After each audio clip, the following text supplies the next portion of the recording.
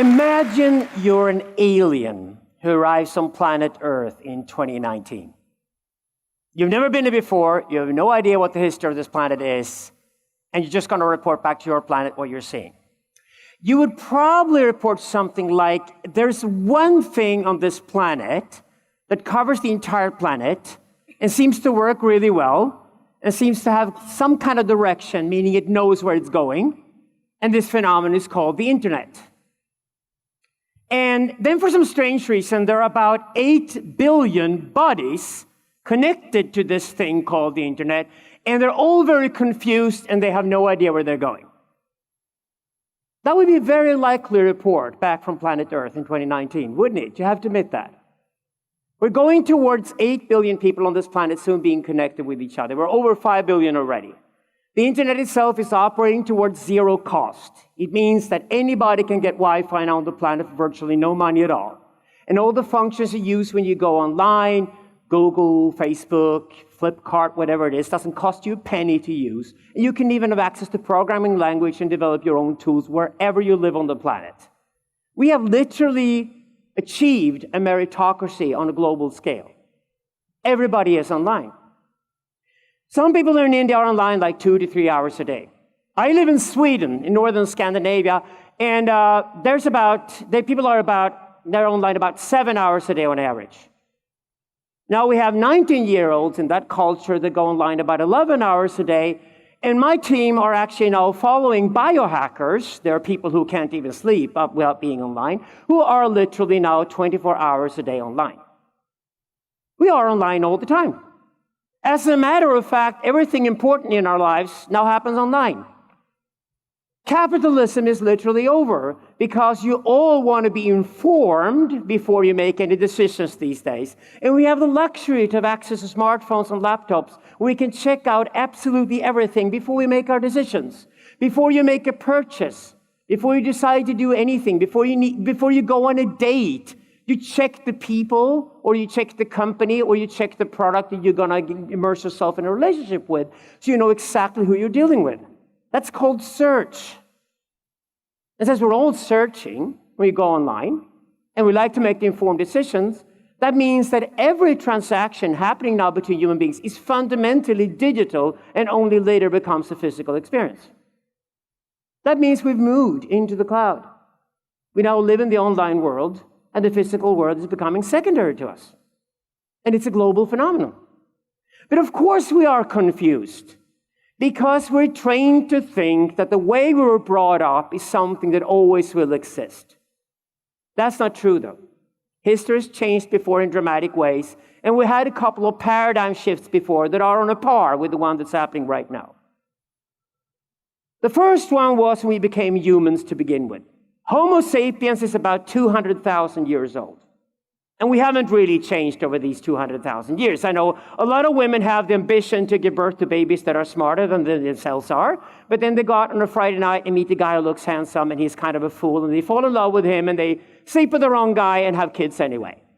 This practice has been going on now for 200,000 years. We might as well give it up. We're not going to improve on ourselves. We're going to be the same human beings. Our brains are no bigger than they were 200,000 years ago. And actually it comes to information processing, because we had to memorize everything when we were nomads. These days, information is outside of our own heads. Our brains are actually getting smaller and less used than they used to.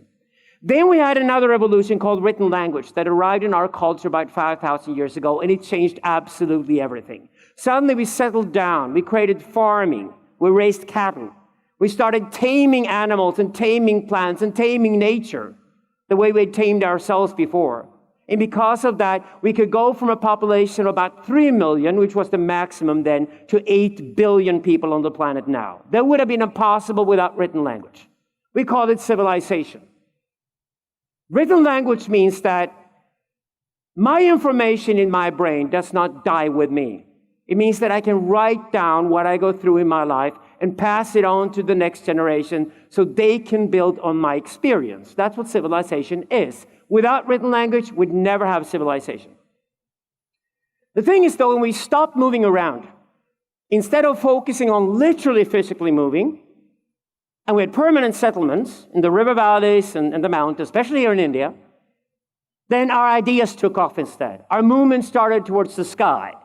And we realized we could build a completely different future for far more people than we ever thought was imaginable before that. Then the printing press came along, and it was first used massively in Europe, where I live now, in the 1450s. And the printing press eventually covered the entire planet in a messianic project called mass education. Because of the printing press, the cost of producing a book fell from around $160,000 in 1449 to about 30 cents 100 years later.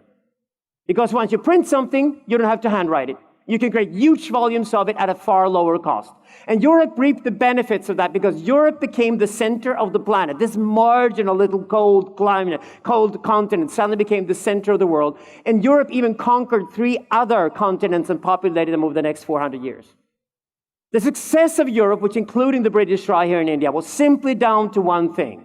The Europeans were ahead of the game when it came to using the printing press and teaching their kids to read, write, and count. India's finally caught up together with China in the last 50 years. Now the vast majority of Indians can read, write, and count from when they're kids. And they also have cell phones in their hands, which means they can jumpstart straight into the internet world. But they will take with them the values and the systemic thinking that came from a society where written language dominated, or where the printed language suddenly had become revolutionary. Now the whole game is changed all over again because the internet is here. So the way landowners and monarchy and church had to go and were replaced by capital and capitalism, and the people owned stock in factories, and the monarchs were replaced by politicians and politics, and the old priesthood of religion who taught us the truth in churches once, or in mosques or in temples, were replaced by academia. The same thing is going to happen all over again. We tend to think that politics must stay. We tend to think that Donald Trump is important. I predicted in a book 16 years before it happened that Americans are sooner or later going to pick a reality TV show host for president because they might as well pick a celebrity for president because it's now ironic. Politics no longer has the power. Academia is in a crisis. And old industry and capitalism are also now waning. The deflation and depression of the world economy can only be explained by one thing, and it's called technology. This brings me to what this is all about. It is all about the relationship between human beings and technology. We tamed tools, we made whole new technologies because of written language. We then escalated that into industrial scale production of technologies. And now we moved into digital. Digital means that we're now surrounded by technology everywhere. And the name for this whole new system is sensocracy.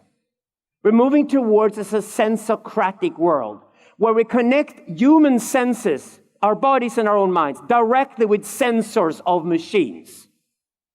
But instead of talking about machine intelligence as something exterior to us, we should really talk about a symbiotic intelligence, a sort of intelligence that we can now develop where human beings and machines are operating together in an optimal way. Get ready for the wedding between man and machine.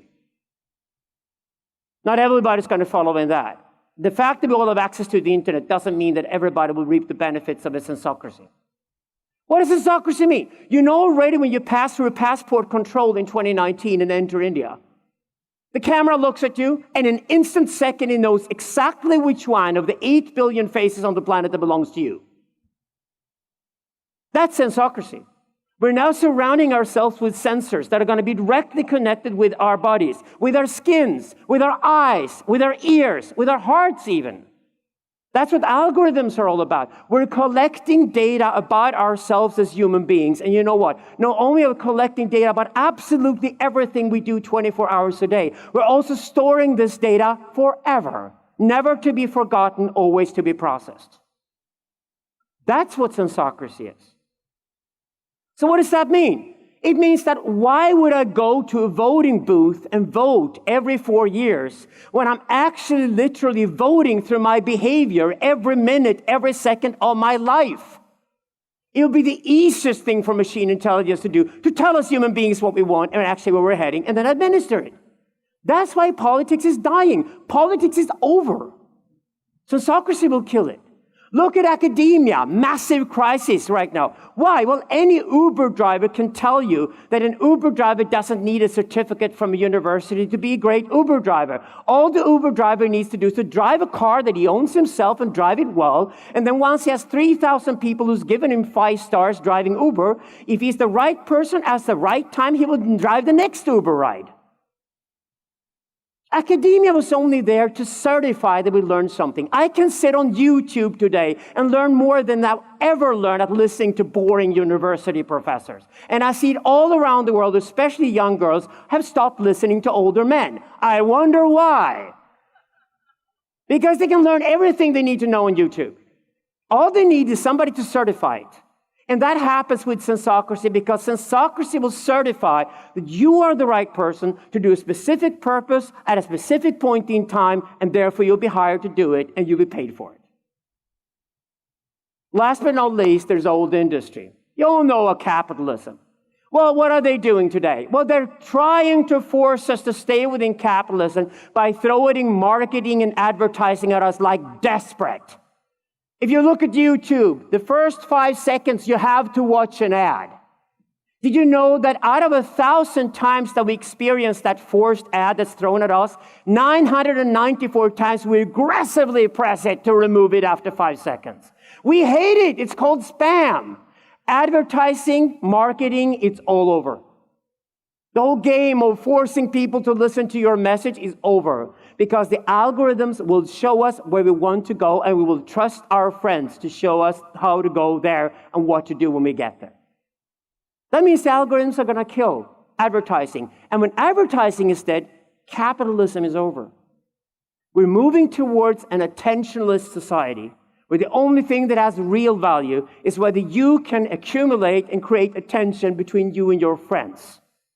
And the only way to do that is to deliver the highest and the best possible quality of what you do at all times. Thank you.